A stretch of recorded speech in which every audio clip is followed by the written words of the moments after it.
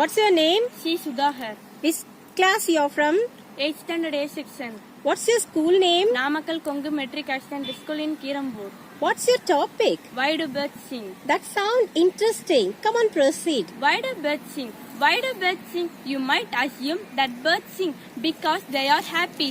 While birds might be happy, they sing in order to communicate. One reason they sing is to stake a claim on territory. Birds sing to warn other birds to stay off their property. For example, a robin might stake a claim on a piece of land which measures about 200 feet wide by 200 feet long. This amount of land provides enough warmth for the robin to feed its family. A bird maintains singing perches around the outside edges of its territory. The perches are high in the trees so other birds can see and hear it. Birds also sing to find a mate. The length and complexity of the mating song gives information about the fitness of the bird. Healthy birds can sing longer, more complicated songs. Birds in a local area might learn variation in the basic song, which help them recognize other members of the group. Thank you.